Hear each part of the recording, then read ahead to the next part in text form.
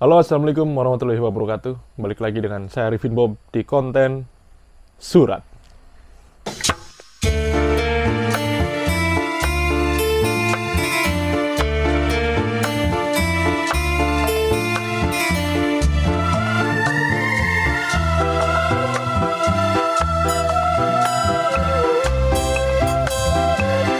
Gimana kabarnya sahabat-sahabatku? Pada sehat semua ya. Terkhusus untuk konten surat, untuk penonton yang selalu setia menonton.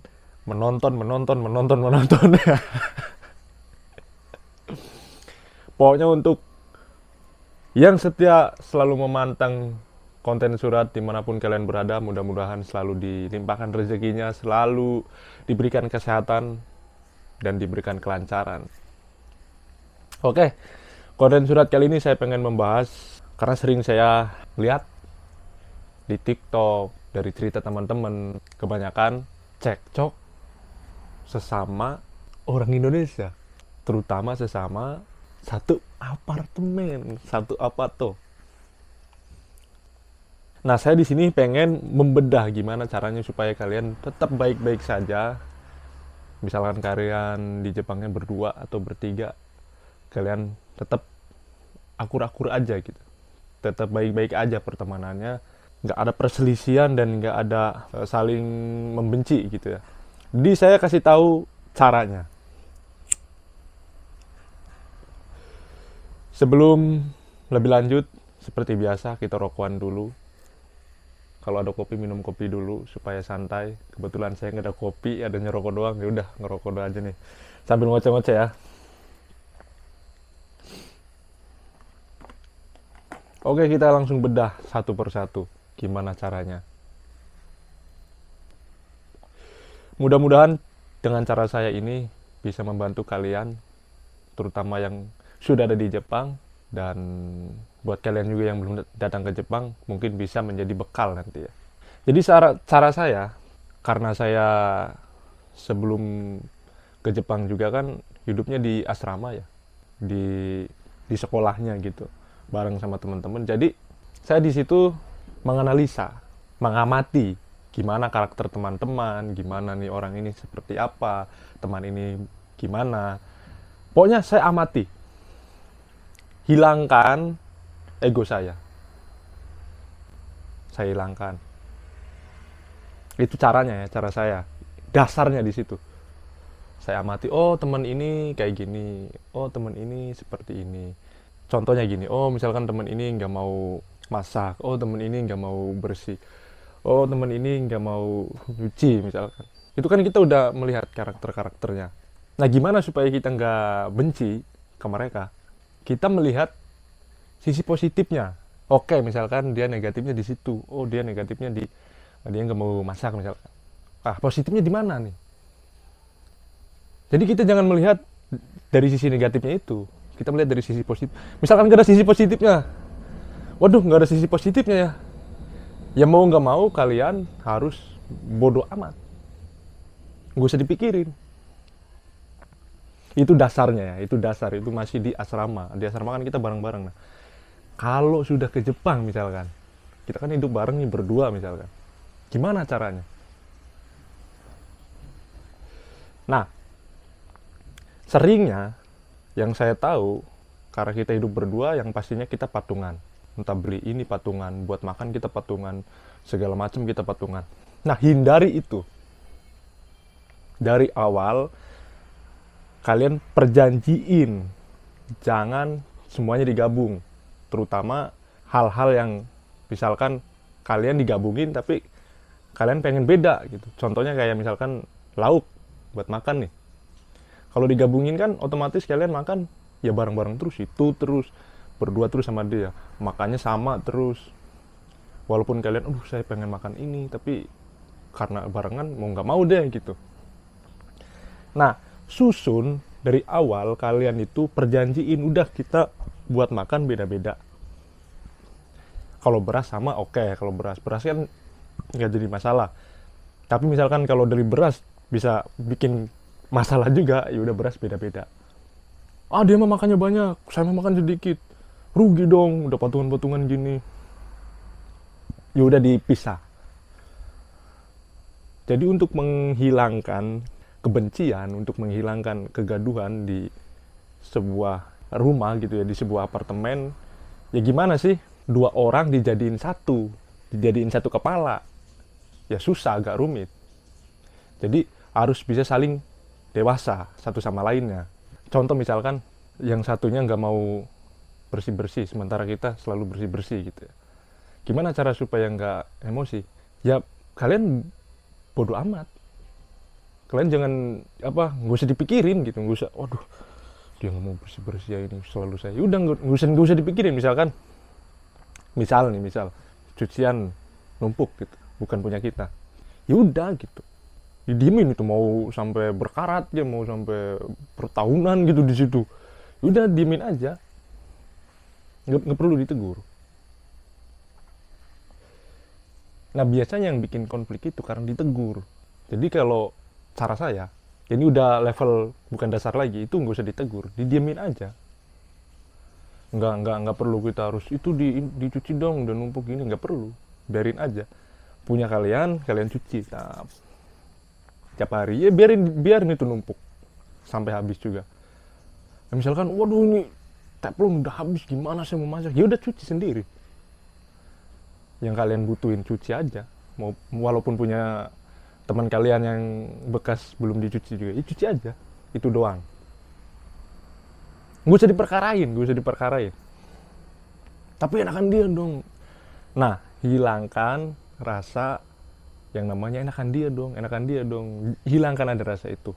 Kalian bayangin aja, mungkin kalian kan ke Jepang kan udah termasuk udah dewasa lah pemikirannya, dan kemungkinan kan kalian pulang dari Jepang juga pasti pengen berkeluarga, pengen punya istri, otomatis punya istri kan punya anak. Nah kalian bayangin aja, kalian sudah punya beristri dan kalian punya anak, dan anak kalian masih kecil, terus tiap makan gak pernah dicuci. Udah bayangin itu aja, dan jadikan itu simulasi gitu, latihan buat kalian sebelum nanti berkeluarga. Karena di situ pasti emosi meluap dong. Saya juga pernah merasain emosi pasti meluap, tapi dengan saya berpikir seperti itu, berpikir positif, emosi tadi itu jadi mereda dan saya bisa mengontrol sambil saya membayangkan, oh mungkin bisa jadi saya nanti kedepannya kalau saya punya anak terus cucian numpuk, istri lagi sakit atau gimana, pasti saya dong yang nyuciin, mau nggak mau, walaupun ya emosi gitu ya. Nah dari situ kan kita bisa belajar gitu, bisa mengontrol emosi, mengontrol hawa nafsu gitu. Jadi buat kalian, jangan melihat sisi negatifnya, tapi melihat sisi positifnya ke depannya gitu. Kalau saya seperti itu, makanya saya nggak pernah konflik karena saya nggak pernah negur, nggak pernah saya bikin masalah. Misalkan itu kotor apa, saya selalu bersihin, nggak pernah masalah. Karena saya bayanginnya ya buat ke depannya gitu. Jadi saya nggak mikirin, wah enakan dia dong, enakan dia mau udah gini-gini, diam aja gitu. Enggak, saya nggak pikirin. Bayangin aja sendirian gitu. Nah, biasanya konflik-konflik yang terjadi sampai berantem, sampai mungkin sampai ada niat pengen ngebunuh, bisa jadi dari situ. Dari hal-hal yang mungkin tiap hari dilakuin lagi, diulang lagi. Jadi kan gemes emosi ya. Ini orang kok bajingan banget ya, anjing banget ya. Hidup sama-sama berdua gitu. Nah, kalian hilangin, kalian rubah menjadi positif, kalian bayangin ke depannya gitu. Asal kalian tahu ya, kalian tegur, mungkin bisa jadi berantem, bisa jadi cekcok. Kalau kalian nggak tegur, kalian diemin, ke depannya teman kalian itu yang selalu membuat kalian emosi, nggak mau kompak gitu ya. Lihat ke depannya nanti, jauh lebih sengsara, jauh lebih menyakitkan dibanding kalian negur. Karena kebiasaan-kebiasaan itu bakalan terulang sampai dia ketemu sama orang baru, entah sama keluarga. Kalau misalkan teman kalian pulangnya pengen berkeluarga. Jadi itu jauh lebih menyakitkan dibanding kalian negur. Jadi kalau saran dari saya, apapun ketika kalian sudah di Jepang, hidup bareng nih sama teman, lebih bagus kalian pisahin semua.